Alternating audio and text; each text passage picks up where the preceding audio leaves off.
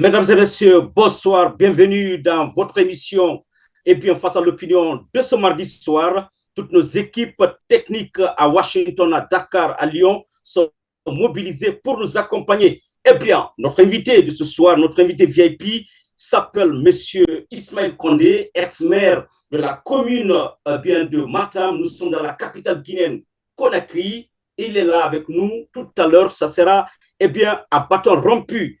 L'équipe de Face à l'opinion et moi-même vous souhaitons la bienvenue dans cette émission.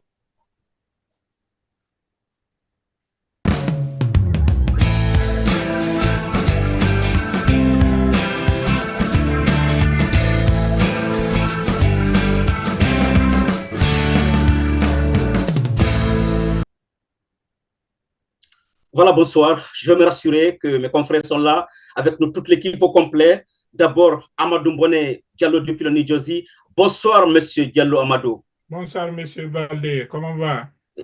Comment allez-vous du côté de New Jersey? Très bien, Dieu merci. La température? Elle est bonne et à New Jersey aujourd'hui, ce matin, il pleuvait. Ce soir, ils disent qu'il y aura beaucoup d'orages et nous espérons que la température sera toujours bonne. Je vais à Conakry avec l'enfant du Bagata et je vais retrouver Ibrahim Story Lincoln Souma. Monsieur Souma, bonsoir. Bonsoir à vous tous de ce côté. Bonsoir à mon ami Akumba. Et la température à Conakry est bonne puisqu'il y a la pluie, même s'il n'y a pas de courant. Ben voilà, nous sommes là. L'oxygène n'est pas encore privatisé. Voilà, c'est l'information. Ça se comprend parce que vous êtes dans une voiture, parce qu'il n'y a pas d'Internet, il n'y a pas de courant. Eh bien, mais vous n'êtes pas dans votre bonbonna habituel. Ah oui, les bonbons avec la pluie, c'est pas facile. Bon, ce sont les métros de la capitale, mais ça va, hein, on les emprunte puisqu'il n'y a pas de déplacement. C'est l'un des rares pays ou l'une des rares capitales où il n'y a pas de transport en commun. C'est pourquoi nous sommes fiers des bonbons qui, quand même, comblent le vide de transport en commun. Akuma ne dira pas le contraire. Tant pour moi, bien sûr, de quitter Conakry pour le Bronx. Nous sommes à New York pour retrouver Akumba Diallo. Monsieur Akumba, bonsoir. Bonsoir, cher doyen Mamadou Baldé, que j'aurais bien aimé entendre être Diallo. Et bonsoir à mes parents maternels de Nono, c'est dans Kouroussa. Bonsoir à mes parents paternels de Dalin. Bonsoir à mes alliés de la Guinée tout entière. Et heureux de retrouver mon cher ami Lincoln, l'administrateur général de Bonbonna en Guinée. Et je sais que vous allez me poser la question au niveau du Bronx. Il fait un peu chaud, ça ventile, et puis le temps est ensoleillé. Bonsoir à tous ceux qui souffrent dans leur cœur en Guinée. Mais vous êtes au bord de Bronx Zoo. Ça devrait être moins chaud dans le Bronx, là, à côté de vous. Oui, bien, vous savez que j'ose pas les animaux. Ah, c'est ça aussi. D'accord. Merci beaucoup. Akumba Diallo, qui est à côté du Bronx Zoo. Donc, nous sommes dans le Bronx à New York. Bonsoir à tous. Notre invité est déjà là. Il s'agit de M. Ismaël Condé, ex-maire de la commune de Matam. Nous sommes dans la capitale guinéenne, Conakry. Monsieur Condé, bonsoir et bienvenue dans votre émission. Bonsoir, merci de m'avoir invité. C'est un plaisir de retrouver les images, les visages déjà connus. Je vois mon cher ami Lincoln, je vois Akumba. Ça me rappelle une autre fois où j'étais reçu dans les studios de Film FM. Et quant à vous, je suis vraiment ravi d'être là aujourd'hui, de débattre avec vous. Parce qu'il faut le dire que depuis un petit moment, je fais l'actualité. Je sais pas si je suis compris par les gens ou ayant compris. Donc, c'est toujours mieux de venir devant les gens pour expliquer sa position, pour donner son opinion. Toujours, il y aura débat, mais je suis un homme qui aime le débat. Et je suis ravi d'être là ici aujourd'hui. Le moral, votre moral, monsieur Condé, comment vous vous portez? Je me porte très bien. Je suis arrivé hier de Cancan. On était allé fêter auprès de la famille.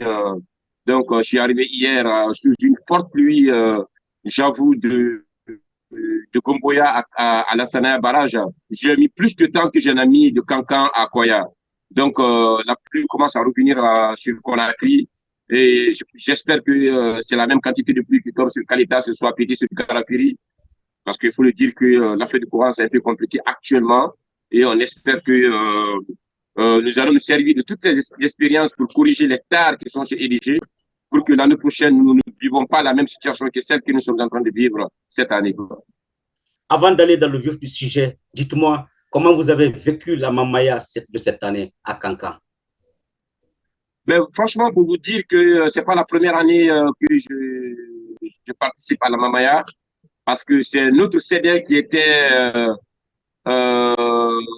qui a été remplacé par le CD d'Andiani 4, parce que nous, on était d'Andiani 3.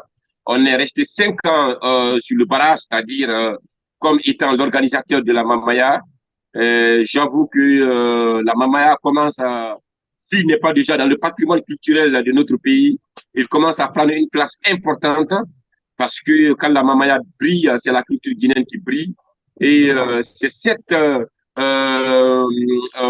exemple positif que nous voulons amener à toutes les régions, parce que au lieu de vendre la culture hip-hop, vendre la culture Wolof, il vaut mieux vendre sa propre culture, parce qu'un peuple qui est acculturel, c'est un peuple qui retrouve difficilement son chemin.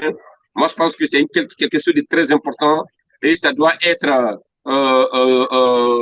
copié ou bien envoyé vers les autres communautés aussi. J'ai vu cette fois-ci aussi le Kanya Chouli qui commence à prendre beaucoup d'ampleur. J'espère que les autres régions aussi vont s'inspirer de ce côté positif de la Mamaya et du Kanya Chouli qui se passe du côté de la Basse-Côte, pour que nous puissions mieux vendre la culture guinéenne à l'international. Et c'est le but. Je pense que dans quelques années, cet objectif va être atteint. C'est l'objectif que nous nous fixons. Merci. Voilà, je vais me tourner vers mes confrères. Je rappelle que Sékou Keïta, qui va nous compléter tout à l'heure, il sera avec nous, probablement, si la technique le permet, depuis Conakry. Alors, je vais partir avec mes confrères pour la... Oui. Très bien. Voilà, Sékou Keïta, merci beaucoup. Restez là, Sékou. Sékou, comment allez-vous là?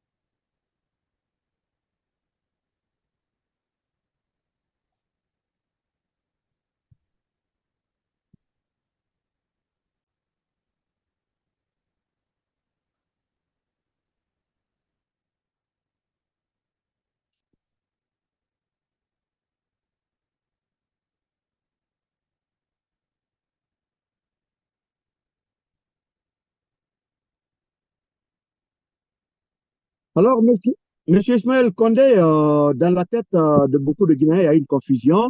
On se demande si vous êtes toujours de l'UFDG ou du CNRD, ou peut-être vous avez rejoint votre ancienne partie de cœur, le RPG. Définissez-nous votre position.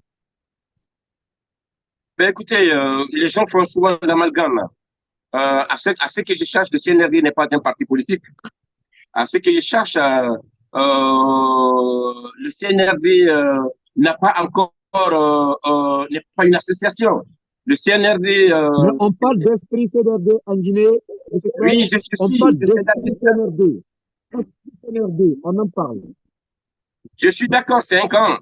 Mais quand on dit avant tu étais du RPG, mais après l'UFDG, aujourd'hui tu es du CNRD, c'est comme si on met le CNRD dans la même catégorie que le RPG, et dans la même catégorie que l'UFDG, ou dans la même catégorie que l'UFR. Non, le CNRD n'est pas une formation politique. Le CNRD, c'est, comme tu le dis, un camp auquel tous les Guinéens ont aspiré voir, auquel tous les Guinéens ont applaudi. Moi, aujourd'hui, le 5 septembre, oui, je peux le dire. Non, pas tous les Guinéens. Moi, le 5 septembre, des Guinéens. Non, des Guinéens, pas tous les Guinéens. Des Guinéens. Tous les Guinéens ont applaudi le 5 septembre. Tous les Guinéens ont applaudi le CNRD. Moi, le CNRD, le 5 septembre, m'a trouvé en prison. C'est grâce au CNRD que j'ai retrouvé ma liberté. Et ça, c'est une bénédiction que je me suis faite. J'ai dit que quand les gens disent « Ah non, avant, c'était au RPG, après l'UFDG. Moi, je dis toujours, j'ai toujours ma carte de l'UFDG. Mais il faut dire aux gens que être l'UFDG et être le CNRD ne sont pas compatibles. Il n'y a pas d'incompatibilité entre soutenir le CNRD et être militant ou des responsables politiques de l'UFDG. C'est pourquoi déjà, je reste toujours membre du bureau exécutif de l'UFDG et je continue à apporter mon soutien indéfectible au président de la République qui est Mamadi Doumbouya et à l'ensemble des membres du CNRD. Pourquoi je le fais? Je le fais parce que je les crois tout. Parce que celui qui te donne la liberté, tu peux rien d'autre le donner si ce n'est pas cette reconnaissance. C'est cette reconnaissance que je manifeste à ma façon. Non, non, il y a un problème. Celui qui vous a donné, celui qui vous a... Permettez qu'on échange, permettez qu'on échange. Je remercie le CNRD. Je remercie le président du CNRD. Moi, je pense que c'est une opinion. Oui, mais permettez qu'on échange, s'il vous plaît. On ne doit pas faire l'objet d'un débat, l'objet d'une discussion. Oui, mais on va échanger. On va quand même échanger. Est-ce que c'est parce que le CNRD vous a permis de recouvrer votre liberté que vous devriez le soutenir aveuglément? C'est comme si vous dites, mon sauveur, même s'il est voleur, je le soutiens. Est-ce que c'est ce schéma que vous voulez poser?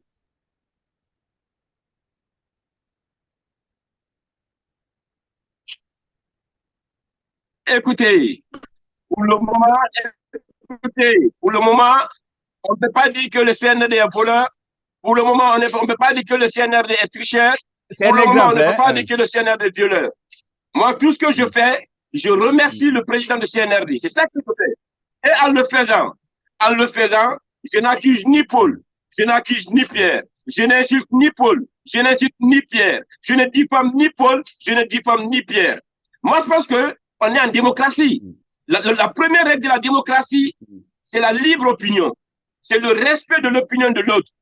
C'est accepter que lui, il a décidé de soutenir l'autre. Si on nous-mêmes, qui réclamons toujours que nous voulons être dans un État où la liberté d'opinion doit être respectée, et quand quelqu'un exprime farouchement sa position par rapport à une situation, ça blesse l'autre, moi je pense qu'il y a un problème. Il y a un problème qui se pose là. Depuis que je commence à l'énergie, je n'ai jamais insulté quelqu'un. Je n'ai jamais provoqué quelqu'un. Je n'ai jamais dit quelque chose qui peut blesser l'autre. Je continue à remercier les gens. Non, là, c'est discutable, hein. Là, c'est discutable. Non, là, c'est discutable, M. Condé. Non, c'est discutable, M. Condé. Non, ça, c'est discutable. Oui, mais c'est discutable ce qu'il dit, hein. On a des exemples palpables. On a des exemples palpables pour justifier que ce qu'il dit est discutable. Il dit, il ne diffame personne, il ne s'attaque à personne. Mais quand on prend le cas Sadiba, par exemple, sa publication, à la limite, voilà, mais ok, d'accord. Mais c'était bien de confronter, ok, d'accord. On peut revenir sur le cas Sadiba. C'est avec plaisir que je vais revenir sur le cas Sadiba. Parce que les gens pensent que j'ai diffamé Sadiba, ou bien je parle de la mémoire de Sadiba. Non. Mais c'est qu'on est, s'il vous plaît. Mais c'est qu'on est, Monsieur Condé, s'il vous plaît. Monsieur Condé, s'il vous plaît. Voilà. On a un schéma. On va avec le schéma. Et tout à l'heure, la conclusion qu'on va tirer, c'est que vous dites que vous restez UFDG, mais que vous soutenez le CNRD et le général Mamadi Doumbouya, c'est ça? Exactement. Je reste membre du bureau exécutif de l'UFDG. OK. Et je continue à apporter mon soutien à Mamadi Doumbouya à son CNRD. Très bien. C'est aussi simple que ça. Alors, la sous-question. Merci beaucoup.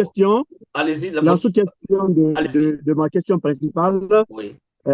Monsieur Ismaël Condé, des Guinéens vous connaissent très bien pour votre combat dans le passé et vous connaissent par rapport au présent. Dites-nous aujourd'hui, selon vous, quelle est la différence entre le régime Alpha Condé et le régime CNRD? C'est-à-dire la gouvernance. Mais écoutez, on ne peut pas comparer les deux régimes. D'accord. La gouvernance, hein, la gouvernance.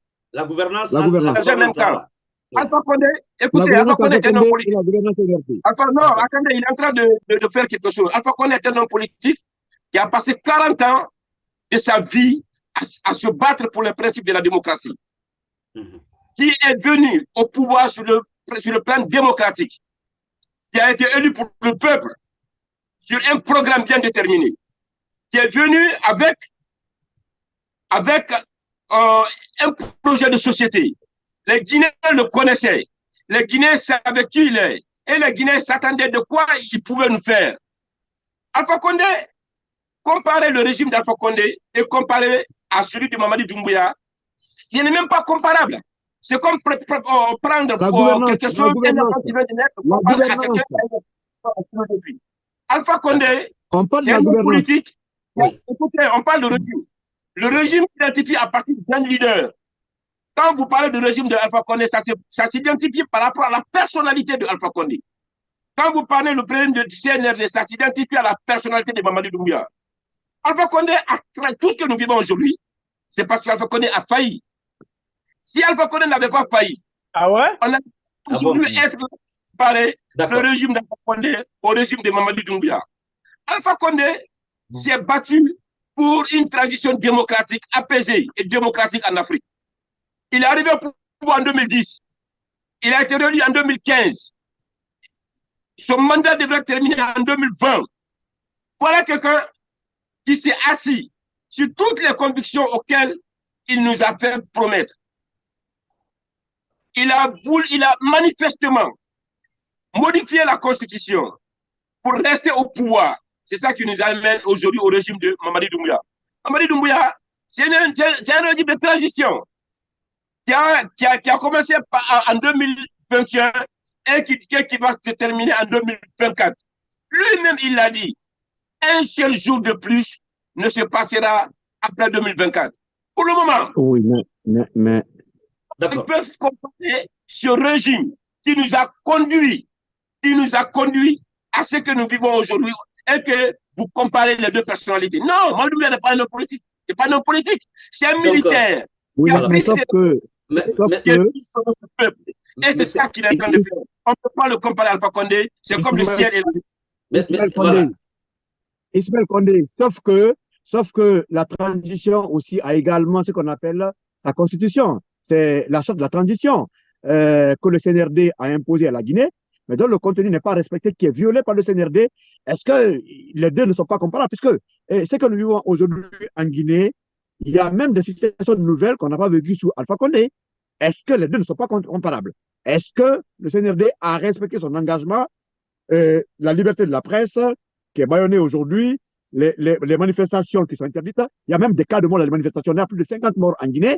Et bien voilà, tout cela, on a dit que ça allait être dans les erreurs du passé. Mais très malheureusement, il y a des erreurs du passé et de nouvelles erreurs qui sont commises pendant le CNRD. Comment vous réagissez à tout cela?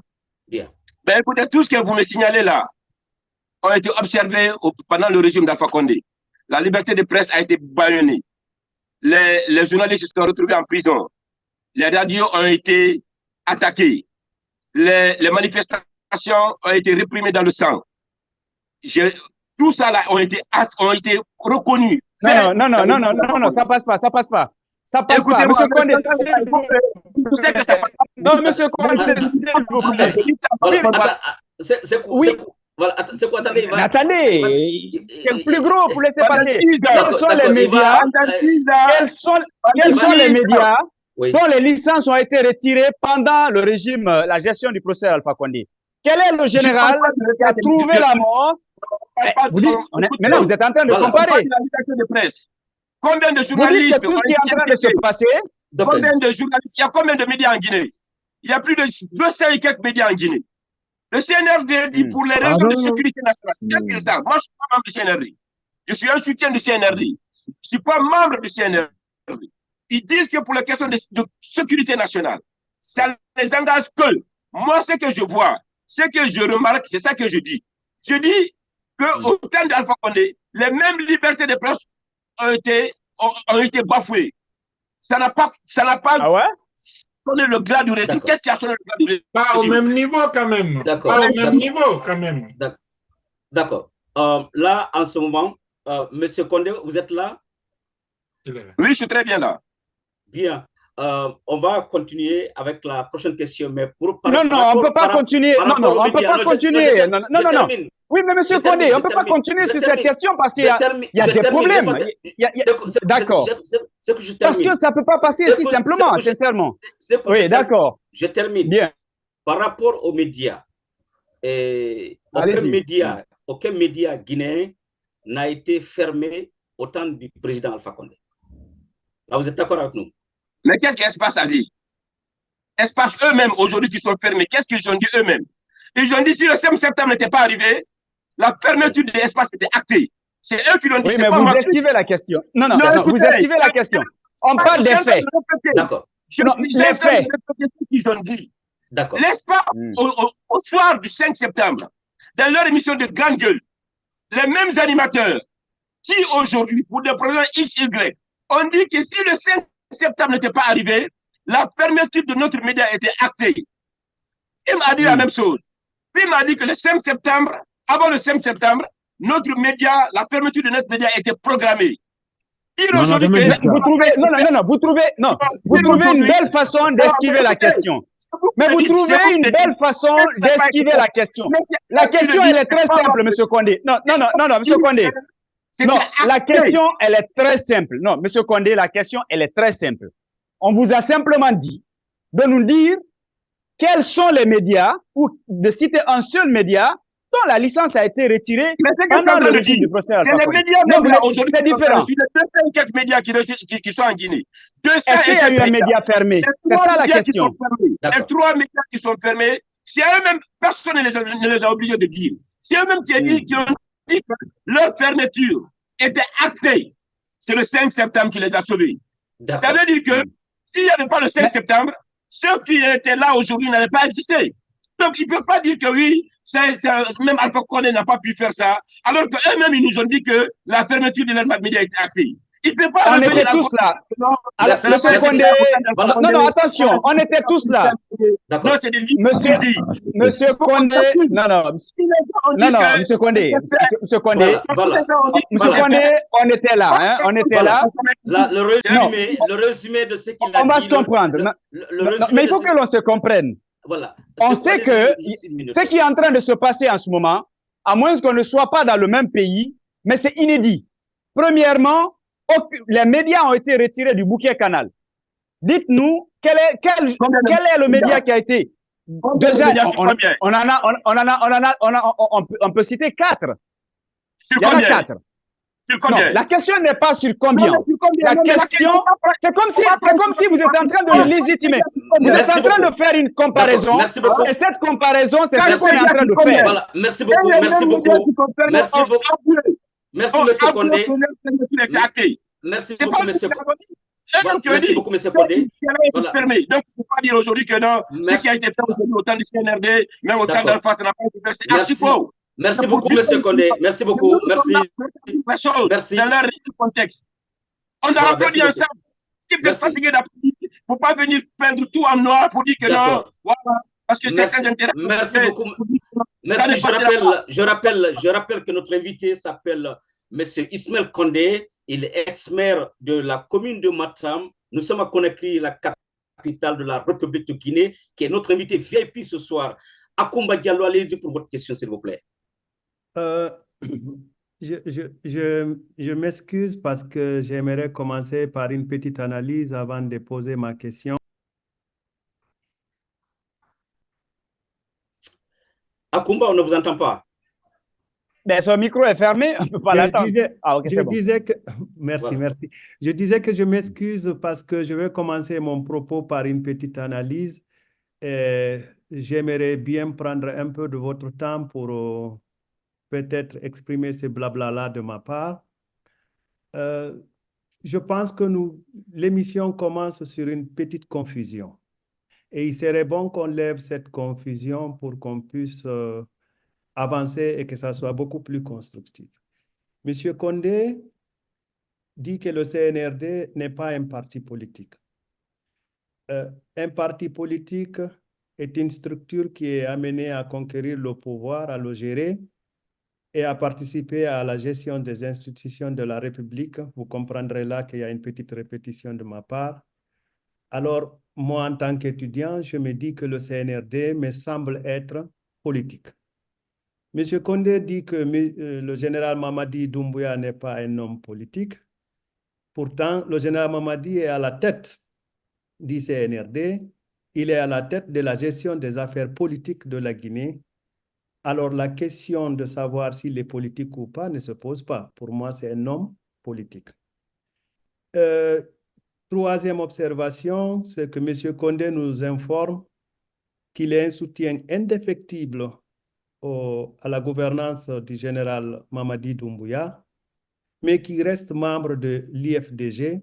Je pense membre du bureau exécutif de l'IFDG. Je pense qu'il y a un verre dans la pomme, sachant que l'IFDG est une structure politique peut-être un peu plus légitime et légale que le CNRD, qui est en train de conquérir le pouvoir, mais qui subit toutes les foudres de la gestion actuelle pour ne pas atteindre cet objectif.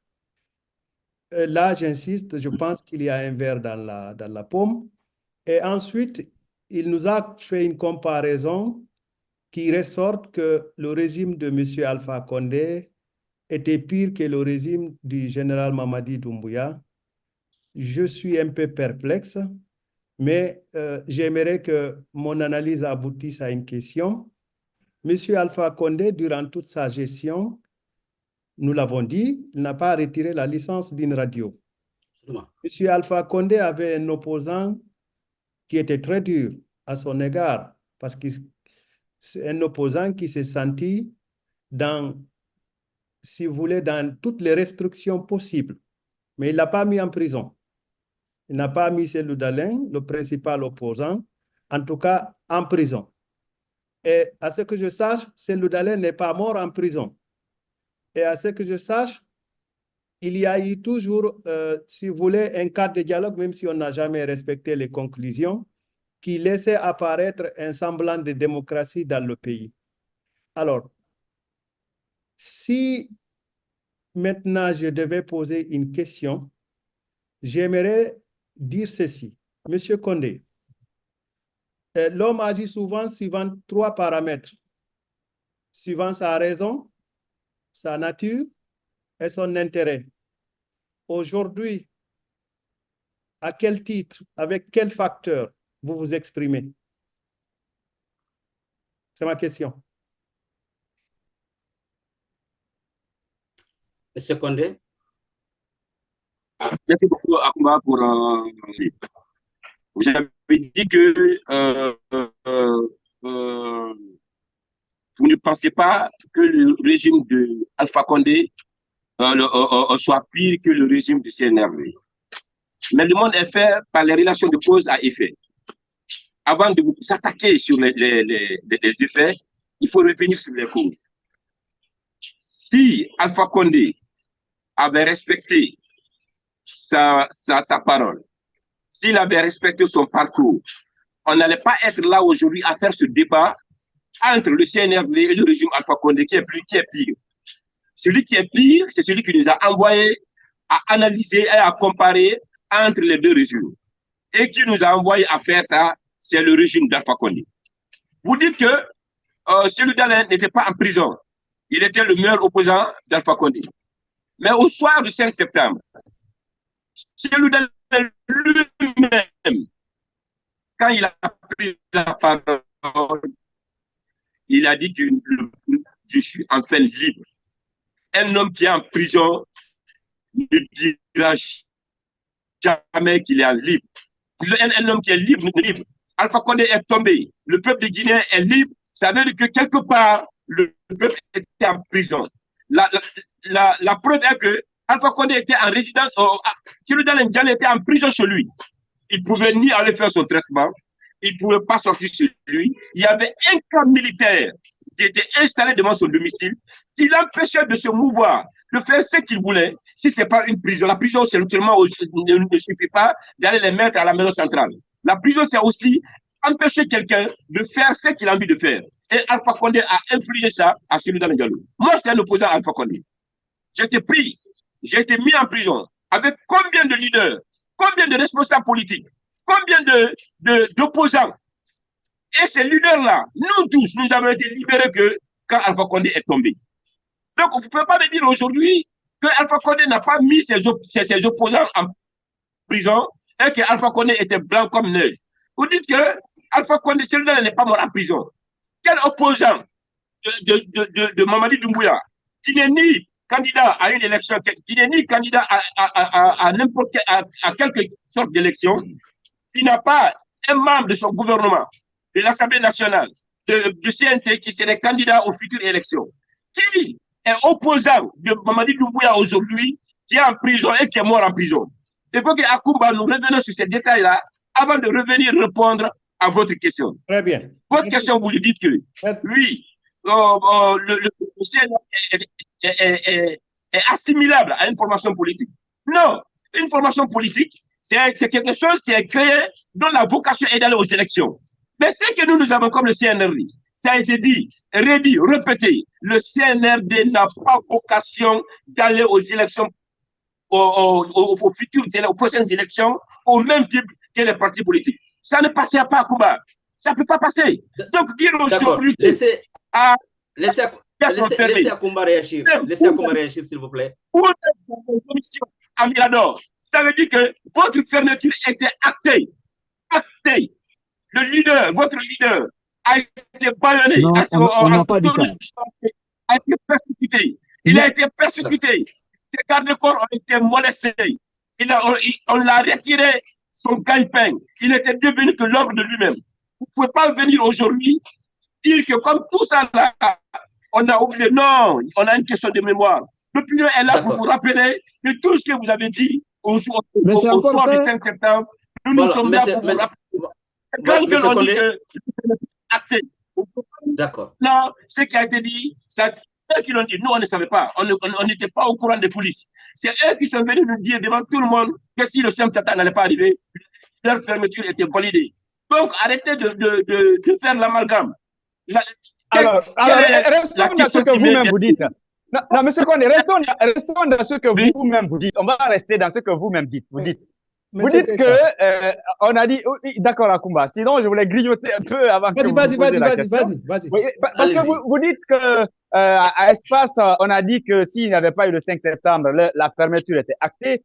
À FIM aussi, vous dites que s'il n'y avait pas eu coup d'État, la fermeture était déjà actée. On n'a jamais dit ça. Non, restons même dans ce qu'il vient de dire. Vous avez dit, vous-même, vous avez mis au conditionnel. Celui qui est venu maintenant pour la refondation, mais c'est en son temps, on a finalement fermé ces médias. Comment vous expliquez? Oui, pourquoi? Demandez-moi pourquoi. Parce que c'est ça la question. La question de sécurité nationale est au-dessus de tout ce qui précède. Oh là là. La question de sécurité nationale. Moi, je ne suis pas dans le secteur de l'État. Ça n'a pas été fermé parce qu'ils ont voulu fermer. Ils ont leur raison. Ils ont dit que pour des raisons de sécurité nationale. Moi, personne ne peut me convaincre que pour une radio, on peut mettre en péril la destinée du pays. C'est eux qui sont au courant. C'est eux qui ont les services de renseignement. C'est eux qui ont les DST. C'est eux qui sont au courant de tout ce qui se passe. S'ils disent que pour des raisons de sécurité nationale, nous, on ne peut pas, quand on dit que pour les raisons de sécurité nationale, nous, on s'adresse derrière ça. Sur les 200 et quelques médias, 4 ont été fermés, on a l'impression que la Guinée s'arrête sur le plan médiatique. Non, la Guinée ne s'arrête pas sur le plan médiatique. La Guinée, les médias continuent. Voilà,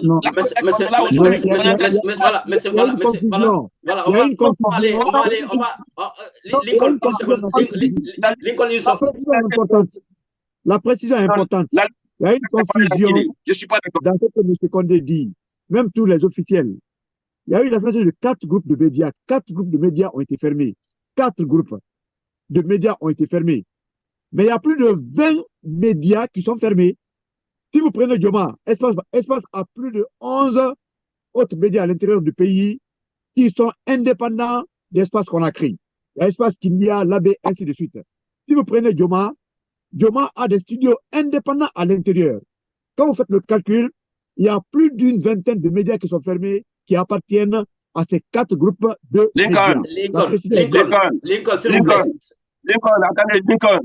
le groupe Adafo a combien de médias en Guinée? Adafo a une dizaine. Il y a Guinée-Fay. Écoutez, le groupe Adafo a combien de médias? Le groupe Adafo n'appartient pas au groupe Adafo. Suite TV n'appartient pas. La Guinée-Fay n'appartient pas. C'est des médias qui continuent à émettre tous les jours. C'est des médias qui continuent à émettre tous les jours. Vous ne pouvez pas mettre fraternité de Mamou dans le même groupe que non. Non. C'est des médias qui... S'il vous plaît, Lincoln, s'il vous plaît, Lincoln, s'il vous plaît, Lincoln, s'il vous plaît, Lincoln, s'il vous plaît, Lincoln, s'il vous plaît, s'il vous plaît, Lincoln, s'il vous plaît, s'il vous plaît, Lincoln, merci beaucoup. On va continuer. Je rappelle à M. Ismaël Condé que c'est vrai, il y a 200 médias, mais les 4 grands groupes médiatiques qui sont déjà ciblés sont les plus grands du pays. Ça, c'est un aspect qu'il ne faut pas négliger. Et ensuite, je vais retourner à Akumba, qui avait une précision à faire parce qu'on lui a posé une question. Akumba, est-ce que vous pouvez... Allez-y. Oui, merci beaucoup. Je pense que la question de M. Condé est assez simple, mais puisqu'elle conditionne la réponse à ma question, je vais m'y aventurer. Allez-y. M. Condé, si M. Luceni Camara n'était pas du RPG, s'il n'avait pas été arrêté parce qu'il était du camp de M. Alpha Condé, je pense qu'il ne serait pas mort en prison. M. Luceni Camara, l'ancien ministre, mort en prison. Si le général Sadiba ne s'était pas opposé à la manière de conduire les affaires aujourd'hui, il ne serait pas mort détenu. Je pense qu'on peut le considérer comme étant quelqu'un qui s'est opposé à la gestion actuelle des affaires et à la mode de gouvernance, et cela a pu... Non, Akuba, non. Vous m'avez posé une question. Non, Akuba. Il répond, il finit. Monsieur Condé, il finit là, monsieur Condé, s'il vous plaît. S'il vous plaît, laissez-le finir, s'il vous plaît. Pas du tout. Attendez, il va finir. Deux choses. Je vais vous donner la parole. Rapidement en place avant d'enfumer nos téléspectateurs. Akumba dit que si Luceni Camara n'était pas l'ancien président de la CENI ne s'est jamais opposé à la gouvernance de CNRD. Luceni Camara est dans le même groupe que les Kassori, les Djané, les Damaro, qui ont été arrêtés par la justice, non pas par Mamadi Doumbouya. Ils ont été arrêtés pour les faits précis qui sont pendant devant les juridictions du pays. Luceni Camara a été rappelé par Dieu parce qu'il était malade. Quand je prends le cas de Roger Bamba qui a été arrêté parce qu'il a été dénoncé par un communicant du RPG. Il est resté en prison. J'ai fait 6 mois, Il a fait une semaine, il ne pouvait pas aller aux toilettes. Son ventre a commencé à se ballonner. Nous, on a eu la chance, on avait des gens qui nous soutenaient. Roger Bamba n'avait personne si ce n'était pas Alimatu Dalen Diallo qui l'envoyait la nourriture. Je me rappelle encore les larmes de Roger Bamba. Quand je pense, j'ai des frissons. Quand sa femme est venue avec son petit garçon. D'accord. Non, monsieur Condé. Oui, monsieur Condé, attention. Non. Attention. Non, monsieur Condé. Oui, mais monsieur Condé, permettez. Oui, mais attention, c'est comme monsieur Condé dit, il y a une précision à apporter. D'accord. Attendez. Oui, mais c'est dans ce qu'il dit. On va finir. Ne faisons pas l'amalgame. D'accord, monsieur Condé. Non, c'est pour appuyer ce qu'Akumba dit. Monsieur Ismaël Condé. Non. Attention. Monsieur Ismaël Condé. Non, monsieur Condé, permettez. Attendez, s'il vous plaît. C'est quoi, attendez? Monsieur Condé, Ismaël, on va aller pas à pas. On va vous revenir tout à l'heure sur le cas Sadiba. La question va vous être posée. En attendant, permettez à Akumba de terminer son point de vue. Mais je n'ai pas fini de répondre à sa question. Non. Il n'avait même pas fini ma question. Il n'avait même pas fini. Akumba, s'il vous plaît, terminez, s'il vous plaît. Vous savez, vous avez affaire à un politicien. Oui, je commence là où il m'a arrêté. Allez-y. Alors, j'ai dit que si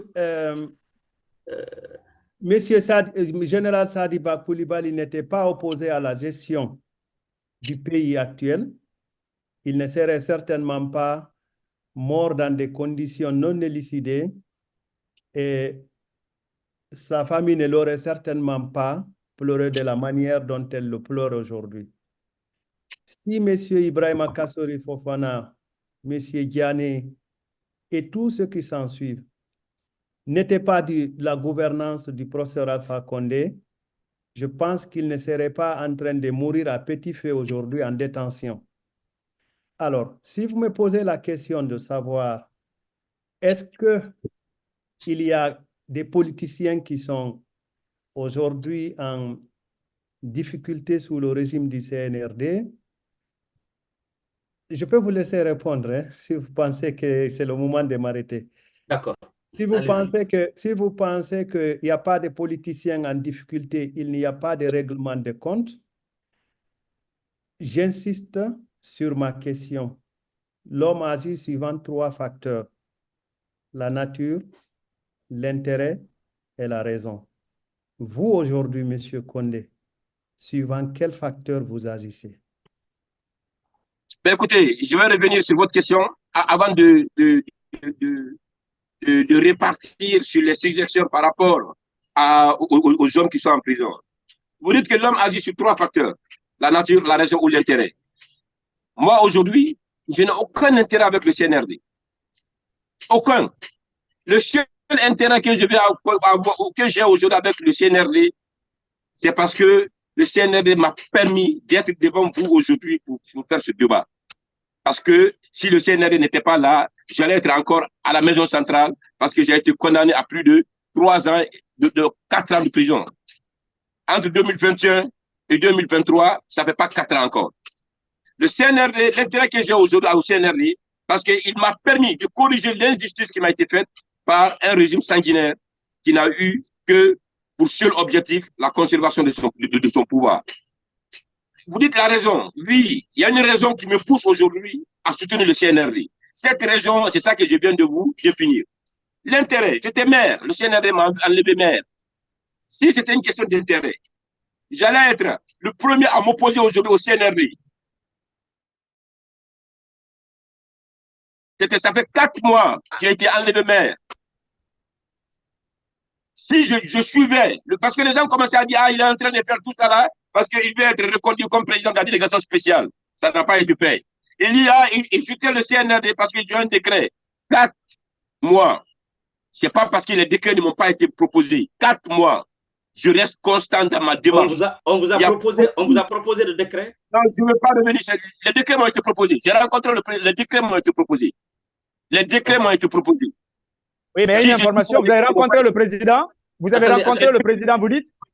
Je ne veux pas revenir sur ça. Je suis en train de répondre aux questions de oui, mais c'est une information que vous nous donnez.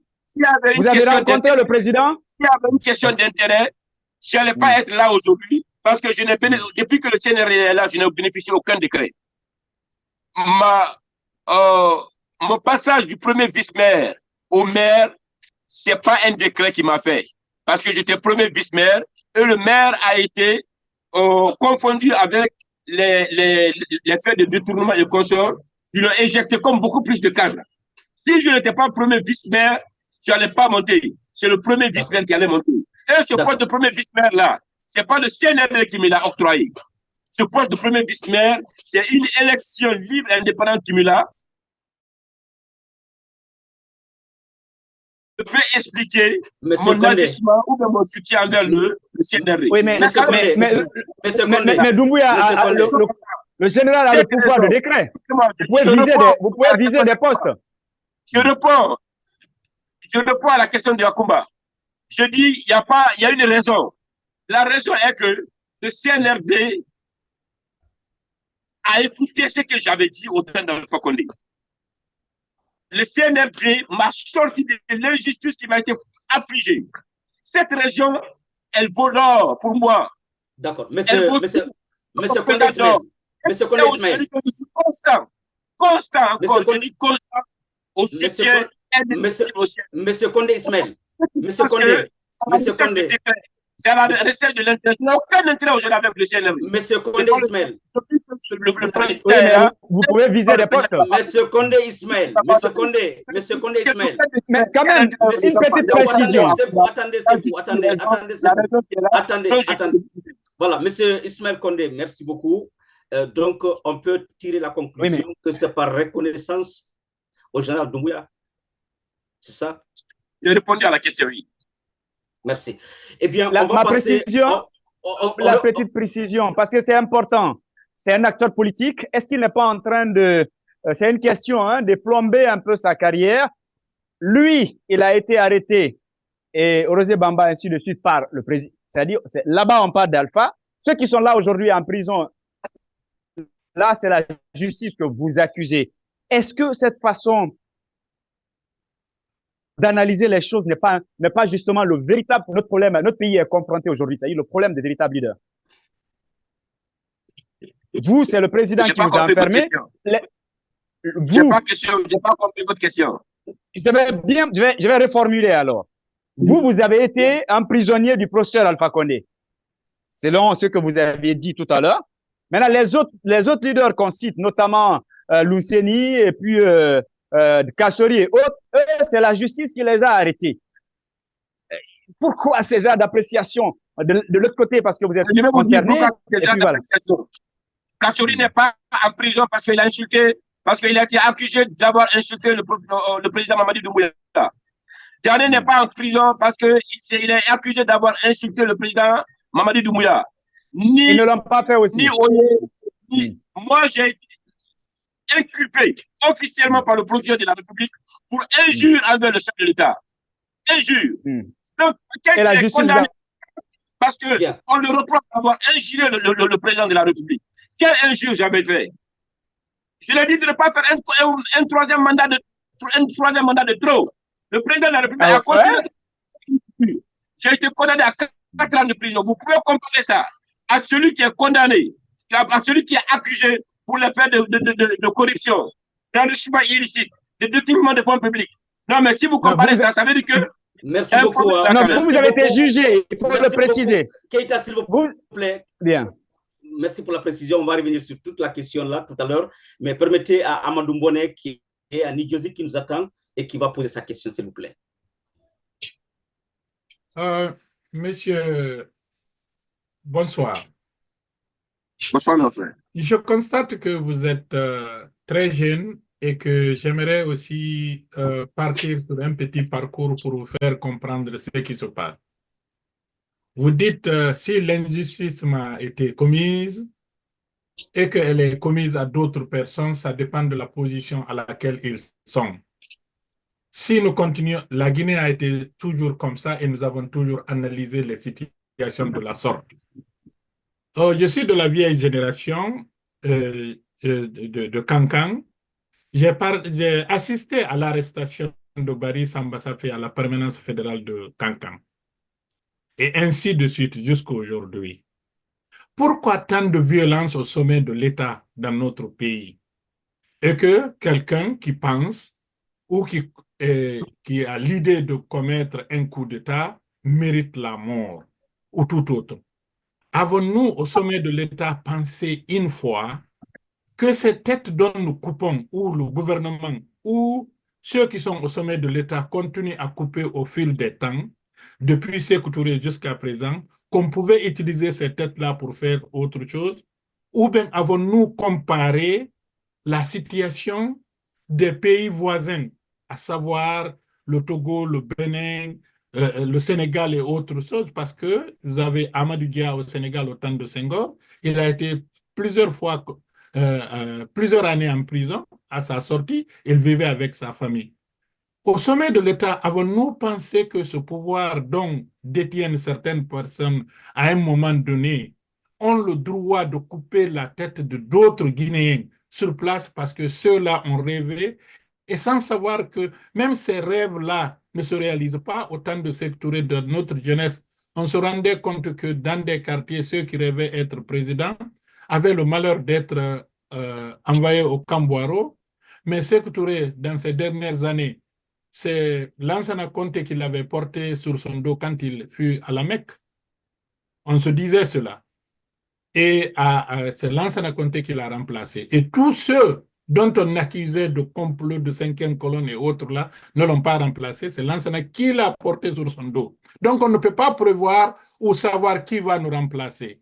Et la mort de Sadiba ou toute autre personne, c'est pour moi comme la mort de Kamandiabi ou tout autre, l'un des premiers pilotes, meilleurs pilotes de la Guinée, autres là, si on ne pouvait pas utiliser ces têtes-là dans le futur, parce que les têtes pensantes, l'éducation dont ces gens-là ont bénéficié en Guinée et ailleurs, peuvent bénéficier d'autres générations. Absolument. Alors, en nous disant aujourd'hui que vous, parce que vous avez fait outrage au président de la République, que Kassori, Oegi Lavogui, Maître Ghané,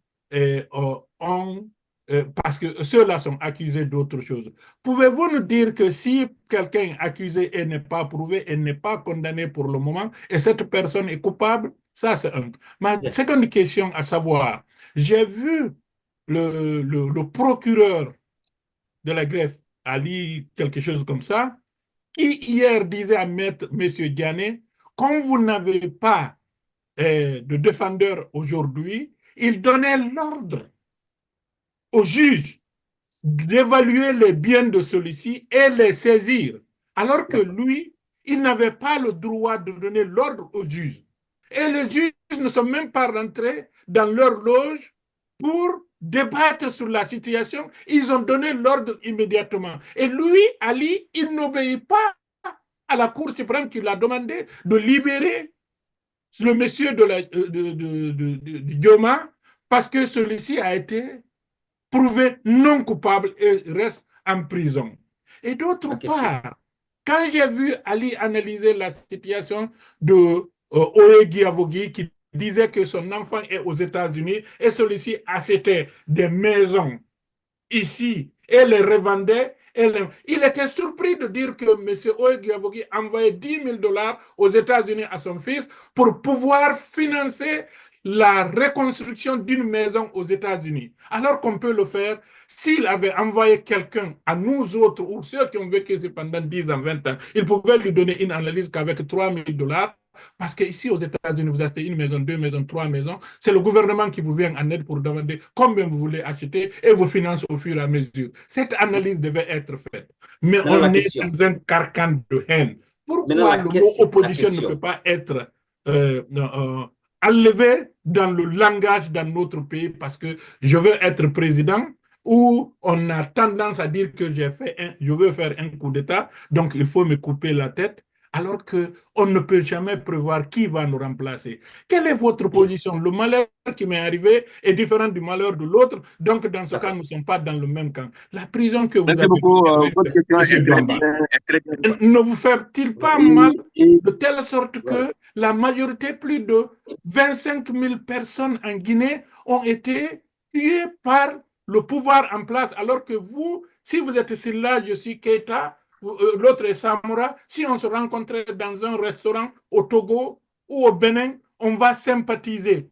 Mais le fait de rêver ou qu'on rentre au pays, on devient divisé parce qu'on a tendance à vouloir être de côté du pouvoir. Monsieur Condé, allez-y pour votre réponse, s'il vous plaît. Monsieur Condé, merci beaucoup pour ces questions, mais le problème du Guinée, c'est qu'on a l'impression que la Guinée, c'est le centre du monde. On a l'impression que ce qui se passe en Guinée, ça se passe uniquement en Guinée, ça ne se passe nulle part ailleurs. Vous vivez aux États-Unis. L'ancien président de la République, qui est Donald Trump, est aujourd'hui accusé par la justice américaine pour les faits de corruption, pour les faits délictuels. Il a même été reconnu coupable par certaines juridictions. Et rien que hier, que la Cour suprême s'est prononcée sur son comment dirais-je, du fait qu'il ne peut pas être condamné avant les élections. On a vu le président français, Nicolas Sarkozy, qui a été reconnu coupable pour des faits de corruption. Le candidat qui avait tout pour être président de la France, François Fillon, a été éliminé de la course au même titre que Dominique Strauss-Kahn. Mais ça ne dérange personne. Mais en Guinée, on veut le mal, on veut le bien, mais on veut combattre aussi ceux qui sont là pour combattre le mal. Si on n'avait pas jugé, si on n'avait pas arrêté les Djani, on n'avait pas arrêté, si le CNRD n'avait pas arrêté les Djani, on n'avait pas arrêté les Kassori, n'avait pas arrêté le Oye, on allait dire que la lutte contre l'enrichissement illicite n'a aucun sens. quand la CRIEF a été mise en place. La CRIEF n'est pas là seulement pour les Djanais. La CRIEF, tout me souhaite que la CRIEF perdue dans le temps. Sauf que. Tout me souhaite que la CRIEF perdue dans le temps. Moi, je n'ai pas de camp, moi, je n'ai pas d'amis, comme a dit le colonel, qui face à la dilapidation des deniers publics. Si on n'avait pas fait, Monsieur Condé, mais il faut qu'il accepte ton échange, c'est important. Attendez, calmez-vous. Calmez-vous, s'il vous plaît. On va s'entendre. On parle des gens. Voilà. On parle que oui, Lansana Conté a mis sur son dos Sékou Touré, c'est pourquoi c'est lui qui est devenu. Mais on oublie les victimes de 26 mars. On oublie. Ok, je n'ai pas fini. Attendez, monsieur Diallo, attendez. Ethnique qui a été effectuée au lendemain du coup d'Ara. Sékou Touré a tué, on parle qu'il a tué Kamadabi, il a tué les opposants. On parle que si Saliba n'avait pas fait ça, non. La violence au sommet de l'État haïtien. Monsieur Condé, cette violence ne peut pas cesser. Mais il faut qu'on évite la confusion. Attention. Non, monsieur, il y a quand même une petite précision. Attendez. Oh là là. Monsieur Ismaël Condé. Il faut qu'il accepte ton échange, hein. Voilà, il accepte. On va échanger. On est d'accord sur ça. On peut maintenant s'asseoir pour réfléchir comment endiguer la question de violence au sommet de l'État. Mais il faut qu'on ait le courage.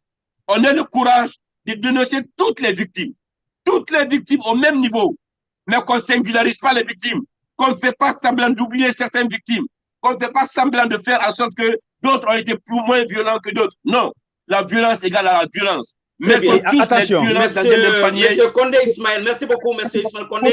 Merci beaucoup. Mais il faut qu'il accepte ton partage. Non, attendez, c'est quoi? Attendez, il va accepter. Mais quand même, mais ce qu'il a dit est scandaleux. Il faut qu'il ait une précision de ce qu'il a dit. Attendez. Parce que la CRIEF. Attendez. D'accord, ok. C'est quoi? Attendez, voilà. Vous allez avoir la parole tout à l'heure. Monsieur Condé, tout à l'heure, a parlé de la CRIEF. Il a parlé des inculpés. Et très malheureusement, depuis 2 ans, eh bien, la CRIEF n'a pas encore montré de preuves selon lesquelles voici pourquoi on a arrêté tel M. Ismaël Condé. C'est ce que je voulais préciser, mais je reviens à Bonnet qui va terminer. Non, je vais revenir sur votre question. La CRIEF a libéré les gens. La CRIEF a condamné. La CRIEF a libéré. La CRIEF a inculpé. Vous savez que la CRIEF a libéré des gens qui étaient aujourd'hui accusés de détournement. Ils ont été blanchis. La CRIEF a condamné des gens qui étaient inculpés pour des faits de détournement.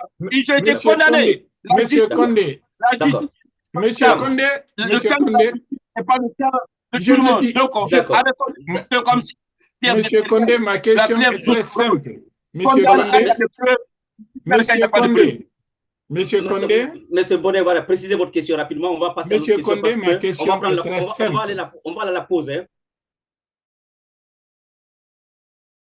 Mais le procureur de la République, quelle qu'en soit sa spécialité ou sa nomination ou le décret qu'il a mis en place, ne peut pas se permettre de donner des ordres au juge. C'est le juge qui donne des ordres au procureur, au même titre que les défendeurs. Cela est clair et net. Monsieur Donald Trump n'est pas en prison. Il est libre de ses mouvements en tant qu'Américain et de se défendre jusqu'à preuve de contraire.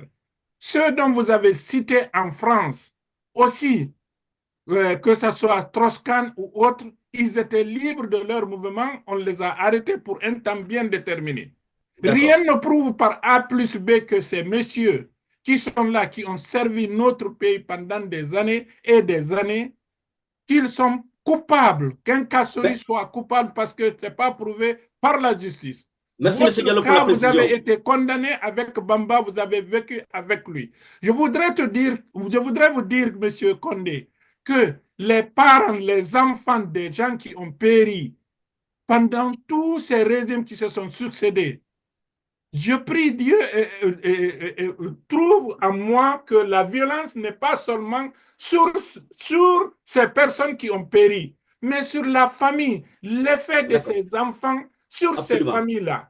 Absolument. Jusqu'à preuve du contraire. Nous souffrons tous de cela. C'est vrai. Que je réclame ici, que nous soyons indulgents, que nous comprenions que accuser quelqu'un que quelqu'un a vécu de cette situation. Mais je suis d'accord avec vous, je n'ai jamais dit le contraire. Voilà. Je n'ai jamais dit le contraire. Le procureur de la République reçoit l'ordre de la Cour suprême de libérer quelqu'un qui n'est pas coupable. Le procureur de la République reçoit l'ordre de la Cour suprême, non pas les juges même qui sont à la greffe, pour dire, je n'ai pas dit qu'il n'a pas libéré ou bien qu'il n'a pas condamné. Mais ces personnes ayant rendu service à l'État, ont leur famille, ont leurs enfants, leurs petits-enfants, petits-petits-enfants, qui sont là. Merci. Ils doivent vivre dans une situation. Je suis d'accord avec vous. Merci pour la précision. C'est ça qu'il a dit. Moi, je vais lui dire que je n'ai pas dit que je suis insensible face à la question de violence. Je ne suis pas un juge, ni encore moins un procureur. Mais on a tous étudié les notions de droit à l'université. Bien. On a tous étudié. Le procureur de la République n'est pas le juge. Quand on ne peut pas dire que le procureur a donné un ordre au juge. Le juge est indépendant. Si le juge paye, c'est pas la faute. Merci beaucoup. Merci, monsieur Condé. Merci, monsieur Condé. Merci, monsieur Yano. Je vais vous répondre. Merci. Si le juge paye,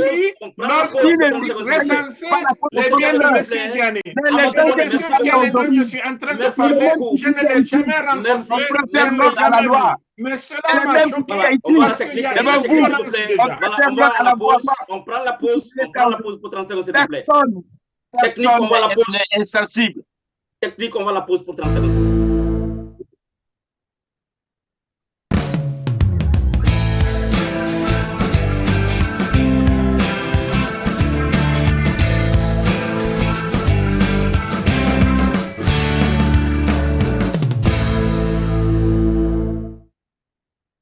Très bien. On va revenir maintenant avec notre invité. Je rappelle que nous avons M. Condé Ismaël. Il est ex-maire de la commune de Matam. Nous sommes à Conakry, la capitale de la République de Guinée. C'est notre invité VIP de ce soir. Merci encore une fois, M. Condé, d'avoir accepté cette invitation. Nous sommes très, très, très contents de vous, d'être venu. Eh bien, on va aborder d'autres dossiers. Le dossier Sadiba Koulibaly, ce qui va me permettre certainement de me tourner vers Sékou Keïta pour votre question, s'il vous plaît. Alors, vous avez surpris l'opinion à travers votre publication juste après justement sa mort. Vous vous êtes montré sans compassion. Vous vous êtes montré convaincu qu'il était responsable des faits très graves. Et au-delà, vous avez donné l'impression qu'il ne méritait pas une compassion, comme si justement il avait mérité son sort. Pourquoi? Ben écoutez, j'ai l'impression que on n'a pas lu la même publication sur Sadiba que moi. Sadiba était un proche à moi. On était très très proches. Sadiba et moi, on était très très proches. Je peux vous l'affirmer. Et c'était un crève-cœur pour moi de voir Sadiba et le colonel en discorde. C'est pourquoi je me suis dit, en tant que proche de Sadiba, quand c'est arrivé, dans l'émotion, j'ai dit, s'il avait fait ça, si il avait fait ça, on n'allait pas être là aujourd'hui. Et je l'ai dit à la fin de mon truc, que je compatis à sa douleur et en présentant mes mes condoléances à toute sa famille.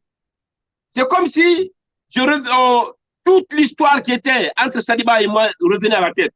Que si le général n'avait pas, s'il n'était pas s'opposer, refuser d'être le ministre de l'Habitat, il allait être parmi nous aujourd'hui. Parce qu'il n'allait pas être envoyé là-bas. Si le général avait accepté comme on l'avait compté, de se réconcilier avec son frère, avec ses amis, on n'allait pas être là aujourd'hui, il n'allait pas être en prison. S'il n'avait pas quitté son lieu de service en n'informant personne, en venant ici, il n'allait pas être en prison. Et il est mort pourquoi? Il est mort par crise cardiaque dans sa cellule. Il allait être au ministère tranquillement et il n'allait pas mourir. C'est un message de désespoir que j'ai fait. C'est un message qui était là que pourquoi ça? Quand c'est arrivé, je me suis posé la question, pourquoi le général est mort? Pourquoi il est mort? La seule réponse que je me suis trouvée. C'est pas un message de désespoir. C'est loin d'être un message de désespoir. C'est une affirmation. C'est une affirmation. À la limite, oui. Si mon enfant n'était pas allé à l'école, il n'allait pas se faire. Je ne connais pas quoi? Si mon enfant n'était pas allé à la plage, il n'allait pas être noyé dans la plage. Si mon enfant n'avait pas pris la responsabilité d'aller sur la Méditerranée, il n'allait pas mourir dans les eaux de Méditerranée. Tous ces messages de désespoir arrivent quand la mort survient dans les familles. Ça arrive tous les jours. Et si on ne l'avait pas envoyé dans cet hôpital-là, il n'allait pas mourir, papa. Si on l'avait envoyé en France, il n'allait pas mourir. Des questions comme ça arrive à tout le monde. Mais les gens pensent que c'est un message de dégaine. Non, Monsieur Condé. Quand je me suis posé la question, il est mort. Je cherchais à me donner une réponse à moi pour être tranquille. J'ai dit si, mais pourquoi les gens pensent que je n'ai pas eu de compassion de sa mort? C'est faux. Monsieur Condé, Ismaël Condé. Mais lorsque vous dites s'il n'était pas centré, oui, oui, mais c'est quand même, oui, allez-y. Monsieur Condé, est-ce que vous avez relu votre post, ce que vous avez écrit? Est-ce que vous l'avez relu? Tous les jours, je le relis. Je vais vous dire. Tous les jours, attendez, vous avez dit, et là vous avez été affirmatif lorsque vous dites que l'officier avait préparé un coup d'État avec ses complices dont vous taisez les noms. Si. Vous l'avez dit. Si. Je dis si. Non, vous avez dit. Je n'ai jamais écrit ça, maître, ici. Mais vous avez réalisé dit. les phrases que j'ai mis. Réalisé. C'est vous qui êtes allé. Vous ne pouvez pas dire que je suis affirmatif avec vous. On a étudié le français. Alors, si vous voulez, si vous voulez, moi, je peux lire votre publication en intégralité pour édifier l'opinion. Je peux lire. Là, il n'y a pas à dire, voilà, je lis. Oui, je vais lire. On va aller paragraphe. Et si le colonel Saliba, oui, d'accord. Vous commencez. Voilà, on a un souci technique avec Sékou Keïta depuis Conakry. Vous savez, l'Internet, voilà, je pense que l'Internet fait défaut du côté de la Guinée. Akoumba Diallo, vous êtes là?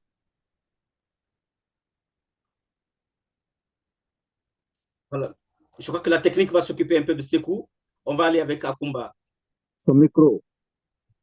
Le micro d'Akoumba est fermé.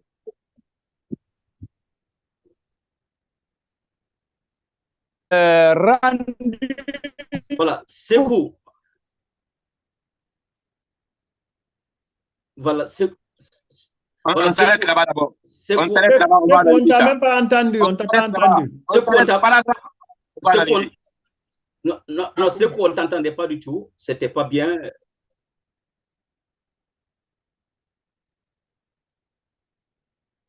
On ne te reçoit pas bien. On te reçoit maintenant. Allez-y. Essayons encore.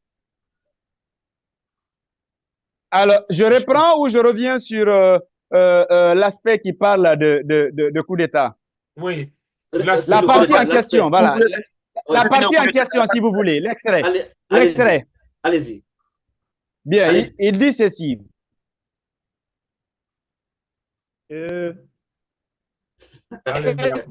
Vous savez, les Condés, c'est des marabouts, donc ils ont fermé le micro de. L'Internet ne donne pas côté Guinée.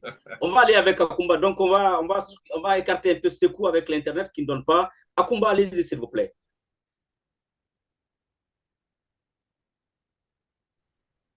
Donc, je termine. Vous suivez? Oui. Est-ce que c'est bon? Ça ne marche pas. Voilà. Ça ne marche pas. Pourtant.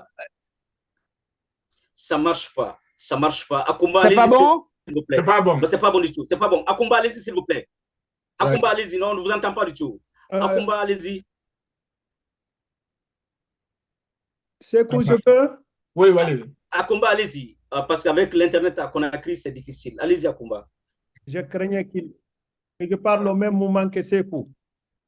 Voilà, c'est la technique là-bas. Il faut fermer le micro de Sekou parce qu'on ne l'entend pas du tout. Akumba, allez-y, s'il vous plaît. Alors, moi, je pense que... Sekou, on ne vous entend pas. Non, on ne vous reçoit pas. On ne vous reçoit pas du tout. Hein. Sekou, c'est pas bon, s'il vous plaît. On va aller avec Akumba. Moi, j'aimerais partager. On ne vous reçoit pas clairement. On va évoluer. Voilà. Moi, j'aimerais... C'est bon. Sekou, on ne t'entend pas du tout. On va retourner tout à l'heure à Lincoln. On va avec Akumba. Allez-y, Akumba. Ok, moi, j'aimerais dire que je partage un point évoqué par M. Condé, c'est que les régimes guinéens ont un dénominateur commun, c'est la violence. Tous les régimes guinéens ont été violents, c'est vrai. Le régime de Sékou Touré a été violent, c'est vrai. Le régime de Lansana Conté a été violent, c'est vrai.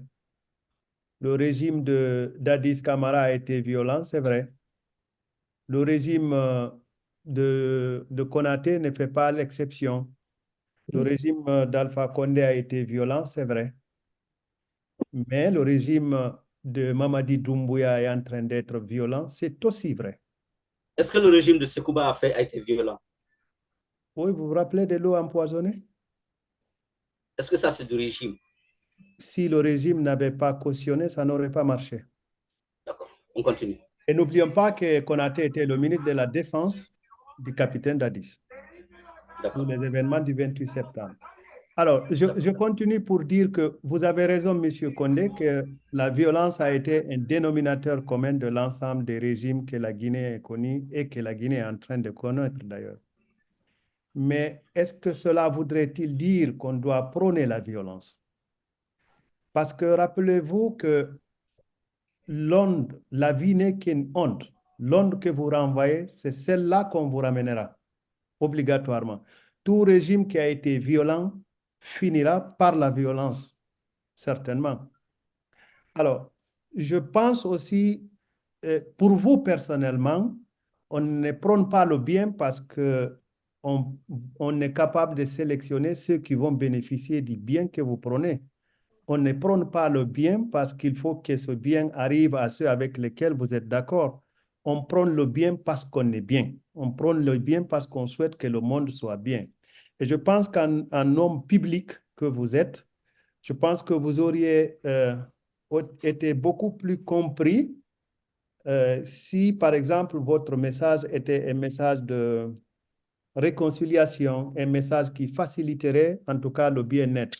Mais ceci n'est pas tellement ma préoccupation à ce niveau-là. Moi, j'aimerais revenir sur la fermeture des médias, même si on en a largement abordé.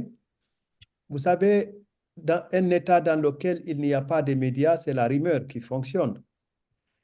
Et je me rappelle que Roosevelt disait qu'un gouvernement n'est fort, et un gouvernement assez fort doit défendre les intérêts des citoyens.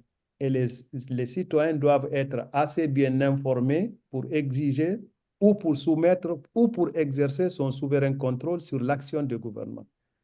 Alors, on ne peut pas avoir des citoyens assez forts, on ne peut pas avoir un gouvernement assez fort sans médias. Alors, cette fermeture des médias aujourd'hui, je sens en partie, peut-être que je vous accuse, hein, vous allez me rectifier, je sens en partie que vous n'en êtes pas solidaire à la souffrance que plusieurs familles vivent parce que ces familles ont perdu leur pouvoir d'achat sous le CNRD.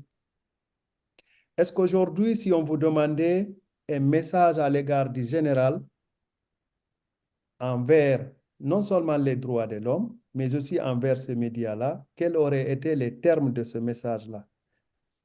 Est-ce que vous pensez Merci beaucoup, Akumba. sur cette décision? Merci beaucoup, Akumba.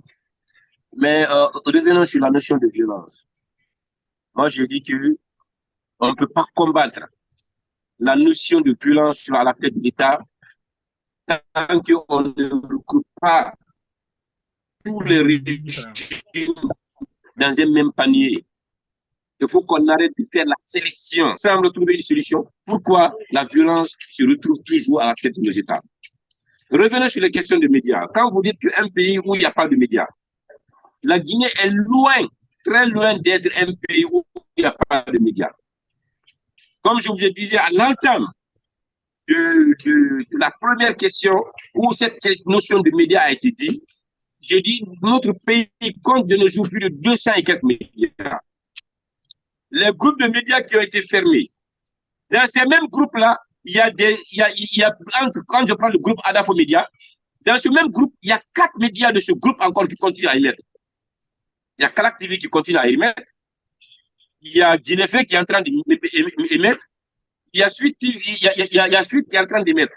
C'est pour Non, pas dire quand je prends des émissions.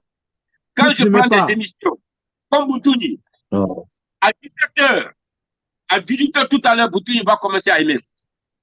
Boutouni, aujourd'hui, c'est l'un des médias, avant même aujourd'hui, c'est l'un des médias qui a été l'un des médias qui ont été les plus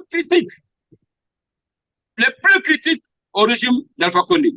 Et qui continuent à être critiques au régime de Mamadi Doumbouya. Ils ne sont pas inquiétés. Africa 2015, où M. Lincoln était co-animateur avant de revenir sur Film Média. Africa 2015 continue à émettre sans entrave, sans problème, et continue à faire les mêmes critiques qu'avant. Les émissions interactives, tous les jours, tous les jours, les émissions de débat, d'opinion sont en train de se passer dans notre pays. Je déplore, je le redis encore, je déplore du fait que l'État est allé jusqu'à l'extrême au niveau de la fermeture de ces 4 groupes de médias, qui est Djouba, Espace, Film et autres. J'ai été soutenu par ces médias quand j'étais dans la difficulté.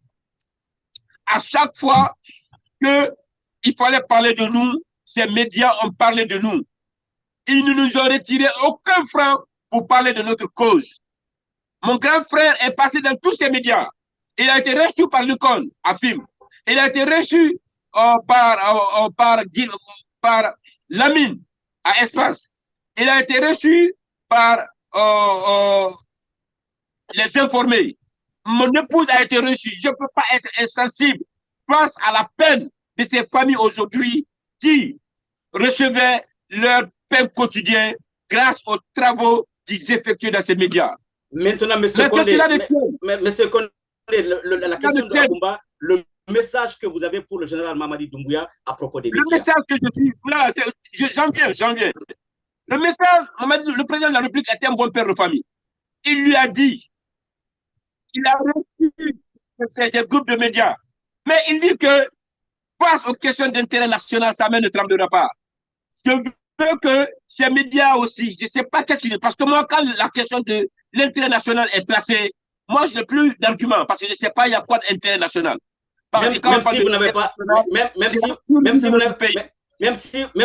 de preuves de ce qu'on a dit, sécurité nationale. C'est affaire secrète, les preuves ne sortiront pas maintenant. Vous vivez aux États-Unis. Monsieur Condé, personne ne parlera. Les mêmes journalistes ont dit dans leur truc que oui, nous savons que le pays est menacé. Monsieur Condé. Le pays est menacé. Monsieur Condé. À cause des dérives d'une radio. Une radio au Rwanda, il y a eu plus de 800 000 morts. Attention, non. Quel est le média qui a dit ça, M. Condé? Quel est le média qui vous a dit que le pays était menacé? Quel est le média qui a dit que le pays était menacé? Les grandes gueules ont dit que nous, on était au courant que le pays est menacé. Non. Monsieur Condé. Monsieur Condé. Attendez, non, là, ça glisse. Non, là, ça glisse. Vous nous passez le micro à monsieur. Non, ça glisse. Monsieur Condé. Non, là, ça glisse. Là, ça glisse. Attention. On va ordonner. Monsieur Baldé. Non, Monsieur Baldé. On va ordonner le débat. Ordonnons le débat. Monsieur Baldé. Monsieur Baldé. Oui, Monsieur Baldé. Un mot pour Monsieur Condé. Attendez. Vous savez, il y a. Non, ma question. Attendez, Sekou. On va l'écouter. Il est en train de parler. Quand il finit, on va réagir. Parce qu'il est en train d'expliquer des choses. Laissez-le terminer, s'il vous plaît. Une seconde, s'il vous plaît. Ok. Monsieur, qu'on ait terminé, s'il vous plaît. Vous disiez. Dans une de leurs émissions, les grandes gueules ont dit que nous, on était au courant qu'il y avait les menaces sur le régime. Il y avait le menace sur l'État. On le savait. Mais on ne pouvait pas aller dans ce sens. Donc, si eux-mêmes, ils disent que eux-mêmes, les principaux concernés disent qu'il y avait les menaces, et que l'État lui-même dit qu'il y a des menaces, est-ce que nous, on peut le comprendre?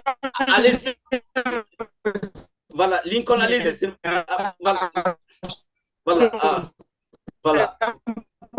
Ok. Voilà, on ne vous entend pas, Sekou, s'il vous plaît. Voilà, Bonnet, allez-y, réagissez, et puis Lincoln va revenir. Ok, Bonnet, juste Monsieur Condé, quelqu'un disait quelque part à vouloir combattre un monstre, si on ne fait pas attention, on devient ce monstre.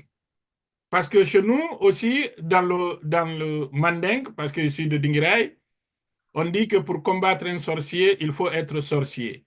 Donc, si on ne fait pas attention, ce qui s'est passé, ce que vous êtes en train de relater pour le cas du régime d'Alpha Condé, le CNRD voulant trop combattre le monstre dont il rêve qui existe, risque de devenir le monstre le plus dangereux que l'autre. D'accord. Voilà. Je crois que je ne sais pas. Voilà. Voilà. Le micro là, s'il vous plaît. Voilà. On va aller avec. Bonnet a déjà donné. Voilà, je pense qu'il a entendu. Bon, écoutez, M. Baldé, si vous permettez, chose à partager, est à partager le poste. Ok. Le poste de M. Ismaël. D'accord. Si ce n'est pas une répétition, si on peut le lire, nous qui avons le micro en direct. Allez-y.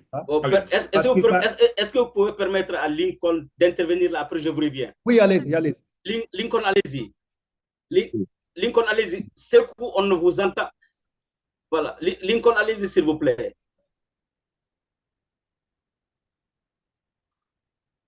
Voilà. Lincoln, vous êtes là? Oui, oui. Allez-y, Lincoln. Alors, bon, puisqu'on parle, on a parlé de Sadiba, je n'ai pas pu réagir, on a parlé de... Des médias. Il a accusé les médias, effectivement, comme quoi vous avez dit, effectivement, il y a une question de... Voilà. C'est qu'on a des problèmes techniques avec vous. Laissez l'autre, comment on appelle, Lincoln finir, parce que vous, on ne vous reçoit pas bien, s'il vous plaît. On ne vous reçoit pas bien. Maintenant, c'est bon. Non, pas du tout. Il y a des coupures, malheureusement. Lincoln, allez-y, s'il vous plaît. Alors, je voudrais dire d'abord à M. Ismaël Condé que cette affaire de sécurité nationale, l'État ne s'est pas du tout assumé parce que finalement, l'État se cachait derrière un masque pour peut-être avancer un tel argument. Mais après ça, pendant 6 mois, Espace et Dioma ont continué à faire leur émission, c'est-à-dire on refait le monde et les grandes gueules. Le pays n'a jamais brûlé. Il n'y a eu aucun problème pratiquement. Et finalement, nous, à la HAC, on a été convoqués, comme l'avait dit la commissaire Guénin, pour dire que nous sommes trop critiques vis-à-vis du gouvernement, de la transition et que les gens n'acceptent pas ce qu'on appelle des critiques. Ça a été dit. Parce qu'il n'y a aucune raison pratiquement derrière.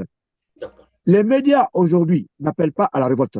Le simple fait que les médias rappellent les autorités, en tout cas leur engagement, et ce qui fait mal. C'est le simple fait que ceux qui sont opposés à la transition, c'est les médias qui fait mal. C'est aussi ça la réalité. Et merci de reconnaître que ces médias vous ont soutenu parce que sous Alpha Condé, qui était très très fort, on vous donnait la parole. On était menacé sous Alpha Condé, mais on vous donnait la parole, vous, Ismaël, et beaucoup d'autres. Malheureusement et heureusement pour nous, Alpha n'a pratiquement jamais fermé les médias.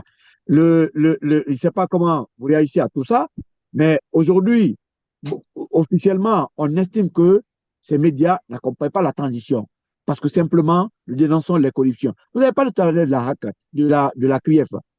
À travers les enquêtes, nous savons aujourd'hui qu'il y a plus de détournements sur le CRD en 3 ans que les 10 ans d'Alpha Condé.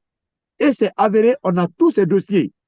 Mais très malheureusement, la CRIEF n'inquiète pas les nouveaux dirigeants. Vous le savez, tout récemment en Guinée, c'est le président même qui aurait convoqué le directeur de la SONAP par rapport au carburant toxique. Après quoi, derrière, rien ne sort. Vous parlez des casseries et autres. Quelqu'un qui a été poursuivi pour 4 chefs d'accusation, tout s'est dégonflé. Ces messieurs aujourd'hui n'ont pratiquement aucune charge, mais on les maintient. Au moins, vous avez bénéficié du jugement sur Alpha Condé. Les autres, non. Donc, c'est en ça que se résume la Guinée. Donc, c'est pourquoi les gens ne comprennent pas votre position. Vous avez été victime d'injustice, mais aujourd'hui, on a comme l'impression que Jospin Condé est en train de défendre pratiquement l'injustice. C'est incompréhensible. Merci beaucoup. Hein. Voilà, l'émission ne reste que 5 minutes pour notre émission. Non, je vais revenir un peu sur les propos de Lincoln. Vous allez revenir. Lincoln doit savoir. Oui, Lincoln doit savoir que c'est pas seulement Mirador, ni On refait le monde, ni les grandes gueules qui sont critiques actuellement comme médias au pouvoir de CNRD. Africa 2015 est critique et continue à être critique.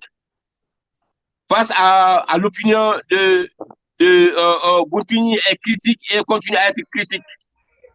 Il y a beaucoup d'autres émissions interactives. Tous les jours, quand vous allumez votre poste récepteur, vous n'entendez que les propos critiques envers le CNRD.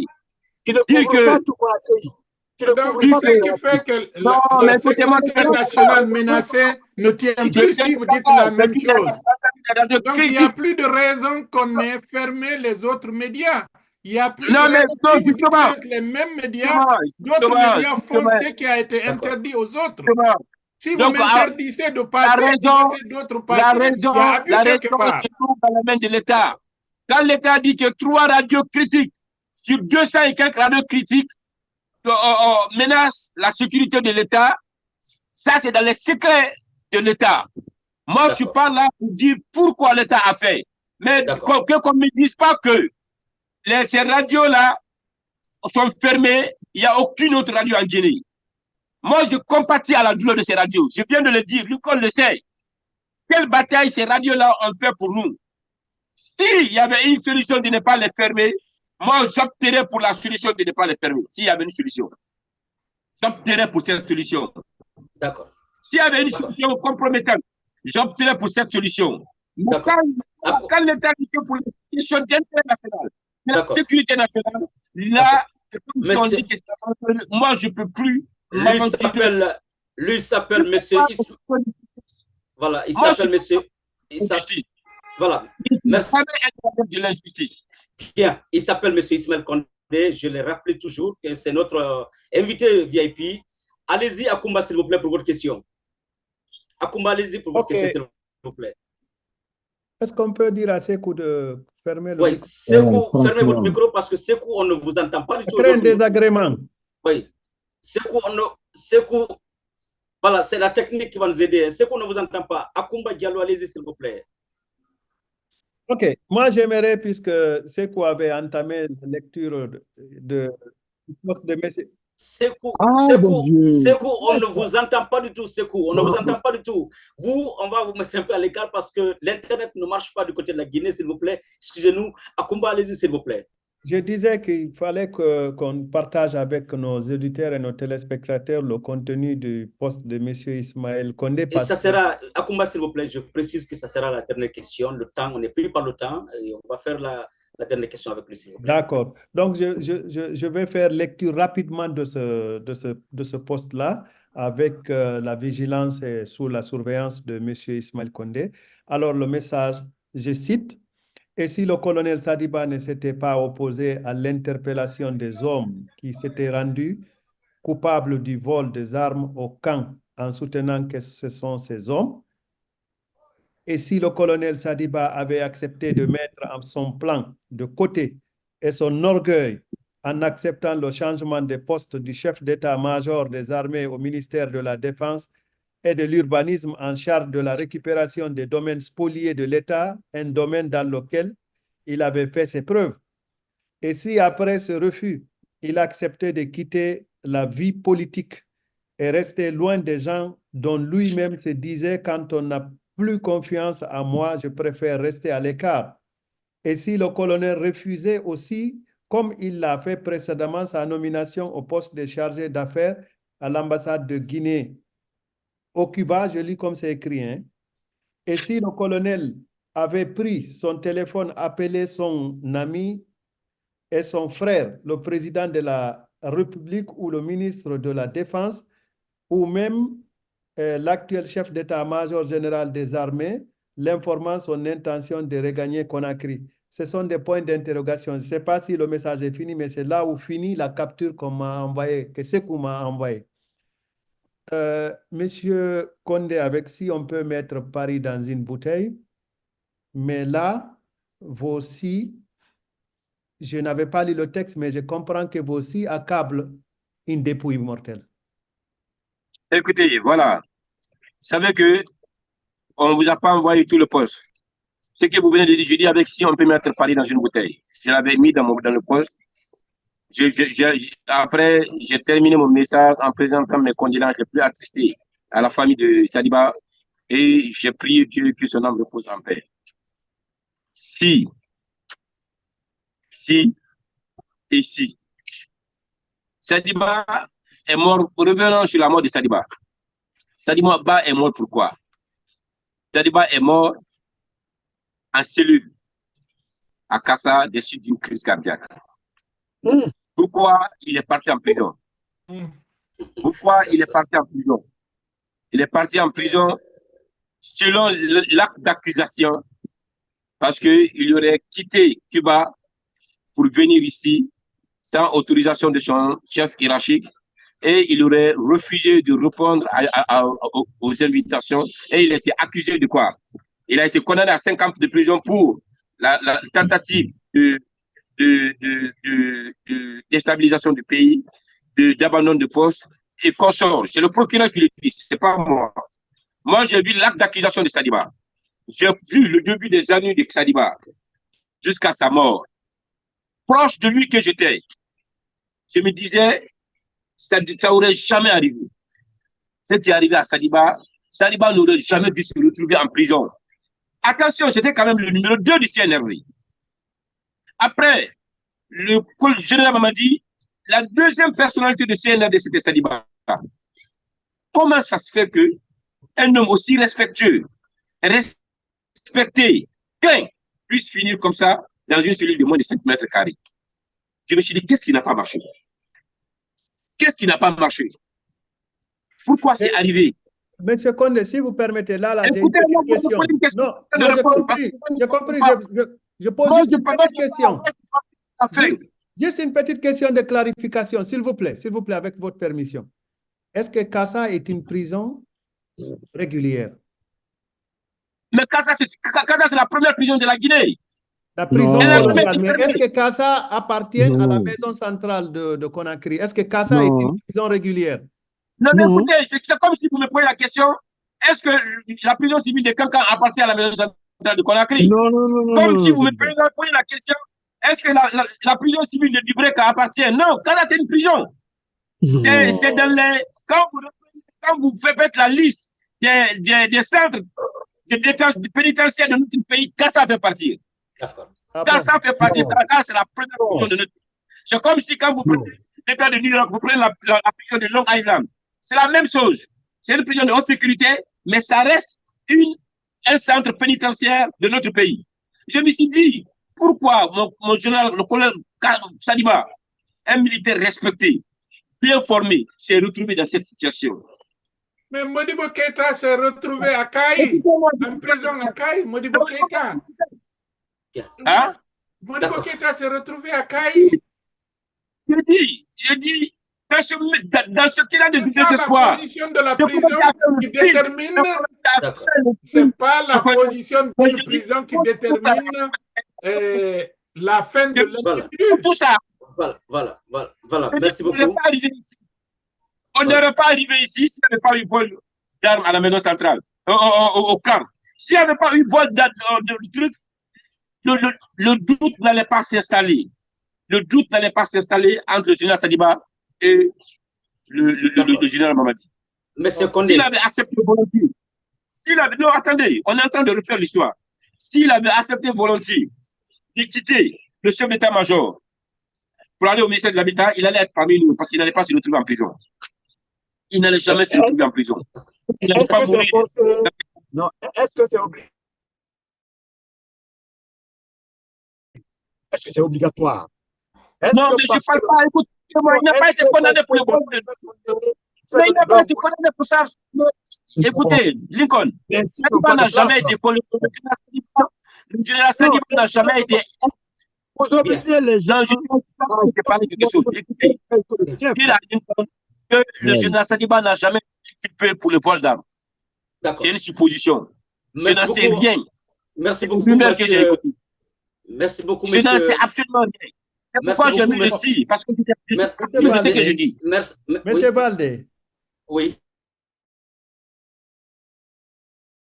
Être en contradiction avec le pas de problème.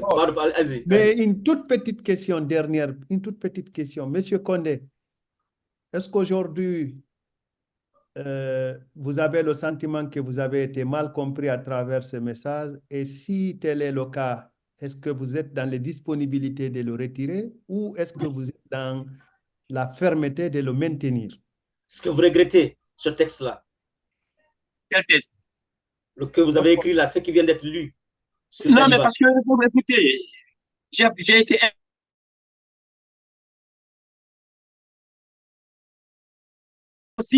face à une situation sans chercher à le savoir. Et je vais vous donner la réponse. J'ai été complètement incompris. Je vais vous donner la réponse. Je regrette du fait que les gens, du fait que les gens ne m'ont pas compris dans le désespoir, dans la désolation dans laquelle j'étais. C'est comme une mère qui perd son enfant. Okay. Tu commences à accuser tout le monde. D'accord. C'est la faute à ton frère. C'est comme si un frère qui sort avec son petit frère et que son petit frère se fait assassiner. La mère, au lieu d'accuser les assassins, il accuse le grand frère. C'est ta faute. Si tu ne l'avais pas envoyé dehors, il n'allait pas mourir. Allez-y pour votre. C'est le même sens. Allez-y pour votre mise au point. Monsieur Condé. Oui. On m'a appris que je peux toujours être incompris quand, par exemple, la Guinée étant victime de Ebola, moi, je me mets à parler du paludisme. Puisque le désastre, d'abord, c'est suite aux conséquences d'Ebola. Et quand je parle du paludisme, personne ne me comprendra. Et les gens ont tout à fait raison de ne pas me comprendre. Maintenant, vous, en tant qu'homme public, si vous n'avez pas été compris, je pense que c'est très simple. C'est soit vous vous assumez, ou vous regrettez, en regrettant, vous retirez le message. Parce que écoutez, vouloir défendre la naïveté et la culpabilité de Sadiba Coulibaly, étant donné qu'il n'a plus les moyens biologiques de se défendre face à ce que vous l'accusiez. Je ne l'ai jamais accusé. Je ne l'ai jamais accusé. Si, je l'ai jamais accusé. Votre message vous avez parlé de votre message complice. Vous avez parlé de ses complices. Yacoumba. Quelqu'un qui commence à parler par une si, comme si c'était une affirmation. Le si devant une phrase n'est jamais une affirmation. Je n'ai jamais accusé le général Sadiba. Vous auriez été condamné? En quoi j'aurais été condamné? La victime peut se plaindre même à titre dubitatif. Regardez les textes sur la hack. Posez la question à... Oui, parce que M. Condé, vous avez été affirmatif. Vous avez été affirmatif par rapport au coup d'État et ses complices. C'est vous qui l'avez écrit. Non, moi j'ai dit si. Moi je ne sais pas. Avec ceci-là, on peut vous remettre en prison. Hein? Avec ceci, je pense que, comme il a dit, c'est soit il est incompris ou lui-même il ne comprend pas. Parce que là, le texte est clair, il est incompris ou lui-même il ne comprend pas. Non, je vais tirer la meilleure conclusion, M. Baldé. C'est la meilleure conclusion. Je suis incompris. D'accord. Merci beaucoup. Et là, ce n'est pas moi qui le dis, c'est le procureur militaire qui le dit. Monsieur Condé. Moi, j'ai repris le terme du procureur militaire. Moi, je n'ai rien fait. C'est l'acte d'accusation qui a été fait, qui a envoyé Sadiba en prison. Monsieur Condé, le juge l'a condamné pour désertion et non pour rébellion, pour avoir détenu des armes. Non, il y avait pas d'accusation. L'acte d'accusation est différent du verdict. D'accord. Merci beaucoup, Monsieur Condé. Merci beaucoup, Monsieur Condé. Avant de vous laisser, Monsieur Condé, je voudrais vous demander une toute petite question. Cellou Dalein. Pour lui. Non, c'est son leader. Il dit qu'il il est toujours membre du bureau exécutif national de l'UFDG. Donc, je Cellou n'est disais, rien d'autre Cellou qu'une Dalein. échelle. Je l'ai toujours dit, Cellou est une échelle. On Cellou Dalein. l'utilise jusqu'à Voilà. un moment, on l'abandonne. Voilà, Akumba, attendez, je vais lui poser là. Ça, c'est ma toute dernière question. Cellou Dalein est en exil. Sidya Touré en exil. Qu'en pensez-vous? Quel est votre état d'âme? Moi, je ne considère pas ça. Moi, je ne considère pas Cellou Dalein comme étant en exil. Ah bon? Moi, je vais vous dire quelque chose. Moi, je vais vous faire une confidence. D'accord. Il s'est passé entre Cellou Dalein et moi en 2020, au mois de septembre 2020. Okay. Moi, j'étais sous contrôle judiciaire ici à Conakry. J'ai demandé la permission au juge qui m'a mis sous contrôle judiciaire de me donner la permission d'aller voir ma famille en France. En France, ils ont fait la capture d'un mandat d'arrêt international sur lequel se trouvait ma photo. Ils disent que aujourd'hui, mon contrôle judiciaire a été annulé. Un mandat d'arrêt a été décerné pour me rechercher et me prendre, me mettre en prison. Je restais en France, je n'allais jamais aller à la maison centrale. Mais j'avais un combat à mener en Guinée. J'ai appelé Ella Cellou. J'ai dit, Monsieur le Président, on vient de m'envoyer la capture de mon mandat d'arrêt. Ma femme est en train de pleurer comme un enfant, comme une pluie pour ne pas que je rentre en Guinée. Elle a même mis mes enfants en contribution pour ne pas que je rentre en Guinée. Sinon, je risquais soit de mourir ou d'aller en prison. Je dis, qu'est-ce que vous me conseillez? Il dit, vous ne pouvez pas être à l'exil et continuer la lutte. L'homme n'est destiné, l'homme n'est prédestiné que ce qui lui est destiné. Rentrons en Guinée, finissons ce combat. C'est là celui qui m'a dit ça. Je lui ai dit, ok, Monsieur le Président, parce que je risque d'être arrêté à l'aéroport. Je dis, mais je préfère le jour que vous décidez de rentrer que je rentre le même jour. Lui, il est à Dakar, moi je suis à Paris. Il dit, je rentre le jeudi. J'ai dit, moi aussi, je vais rentrer le jeudi. Le jeudi n'est pas rentré, moi je ne suis pas rentré. Mais j'ai envoyé quand même les gens. Je savais qu'il n'allait pas rentrer le jeudi. Il m'a dit qu'il rentre le jeudi, mais je savais qu'il n'allait pas rentrer. Moi, je dis que je rentre. J'ai dit à tout le monde d'aller à l'aéroport. L'aéroport, les gens étaient infiltrés. Je ne suis pas rentré le jeudi. Je suis rentré le samedi. Mais je suis quand même rentré.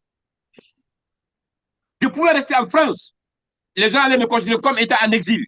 Mais quand on est un homme politique, on assume. Je n'arrive pas à comprendre encore comment Ella Cellou peut prendre tout ce temps à l'exil sans revenir mener le combat auquel nous avons tous souscrit ensemble. Celui d'amener l'UFDG au pouvoir. La même chose pour Sidya Touré. Sidya Touré n'est pas en exil. Il n'est inculpé de rien. Il se repose en Côte d'Ivoire. Pourquoi il n'est pas en Guinée? Sa maison lui a été. Sa maison lui n'est pas contradictoire à vous-même. C'est la raison pour laquelle. Est-ce que vous pouvez me dire que Sidya n'a qu'une seule maison en Guinée? C'est l'insécurité. Quand on peut le dire, nous savons pas. Les jeunes sont morts pour ces gens-là. Arrêtez d'agiter la mémoire des gens. Les jeunes sont morts pour la politique. Ils ont pris sa maison, ils ne peuvent pas rentrer en Guinée. Alors, on est devant quel leader? Lui, à cause d'une maison, il refuse de rentrer en Guinée. Les jeunes sont sortis non, des il est en cités. insécurité plutôt. Autant qu'on est vous-même. S'il y a ne rentre pas parce qu'ils ont pris sa maison, on est dans quel pays? Comment on réfléchit dans ce pays-là? Ismaël Condé. Comment on réfléchit dans ce pays? Oui, c'est parce que, certainement que c'est parce que Sidya et Cellou Dalein n'ont plus confiance en leur justice, à la justice de leur pays. Vous pensez que moi j'avais confiance à la justice? Vous pensez que moi j'avais confiance à la justice d'Alpha Condé?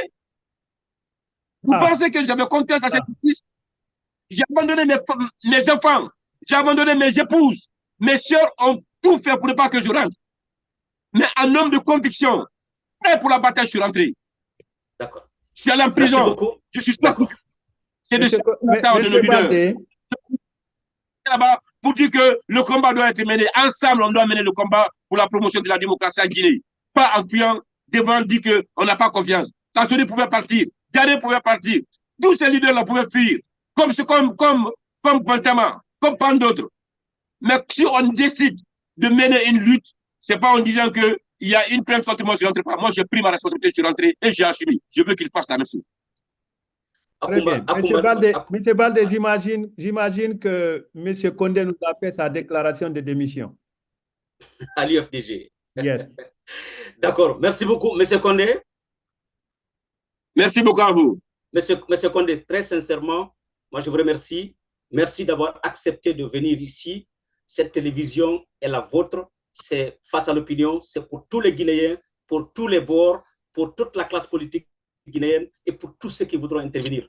Encore une fois, merci. Le jour qu'on aura le temps encore, on fera appel pour que vous veniez intervenir. Merci et surtout, bonne nuit à Conakry. Merci beaucoup à vous. À très bientôt. Merci. Voilà, mesdames et messieurs, c'était donc notre invité. Eh bien, il s'appelle M. Ismaël Condé et qui était avec nous. Et vous avez vu, c'était très, très difficile. Tous les chroniqueurs, les journalistes, donc, avec lui, on a failli nous prendre au collet avec eux. Je ne sais pas si chacun d'eux a un dernier mot avant que je ne clôture cette émission. Lincoln, vous avez un dernier mot, s'il vous plaît? Le dernier mot, peut-être, c'est un peu ma déception, puisque loin des réalités du pays où je vis, M. Ismaël Condé, je crois qu'il défend juste un intérêt, c'est un ami que je connais. Mais j'ai été un peu déçu de toutes les réponses apportées par ce leader politique en qui j'ai cru à un moment donné quand il se battait contre Alpha Condé. Et j'ai compris aujourd'hui que beaucoup de Guinéens se battent pour leur propre intérêt. C'est cela. Bien. Je l'aime bien, mais je ne suis pas satisfait. Amadou Mbone Diallo.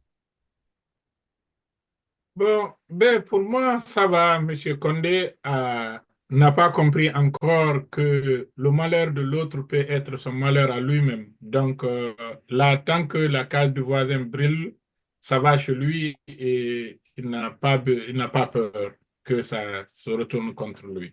Là, c'est ça ma situation et ma manière de comprendre sa défense de part et d'autre. Mais nos dirigeants doivent comprendre que aujourd'hui, j'ai le pouvoir, demain, ça sera quelqu'un d'autre. On ne va pas toujours se maintenir là. À vouloir trop combattre le monstre, on risque de devenir un monstre. D'accord. Si on ne fait pas attention. Écoutez, moi, je pense qu'on a eu un invité de taille, Oui. un invité qui n'a pas pu cacher ce qu'il pense. Et je pense à force d'analyser ce qu'il nous a déclaré ici. En tout cas, personnellement, je peux croire que premièrement, il est désormais, s'il était dans le silence dans le bateau du CNRD, désormais il y est avec tous ses moyens verbaux nécessaires. Deuxièmement, j'ai compris qu'il est loin d'être un homme d'État, parce qu'en tout cas, la vision lui manque. La vision pour construire un État, construire des institutions durables de la République lui manque. Troisièmement, j'ai compris qu'il est très remonté contre Cellou Dalein Diallo et Alpha Condé. Ça ne me surprend pas trop, ça ne me paraît pas être du nouveau. Et quatrièmement, je pense qu'il nous a présenté sa déclaration de démission de l'IFDG. Et cinquièmement, enfin, je pense que c'est un homme qui va se mordre le doigt.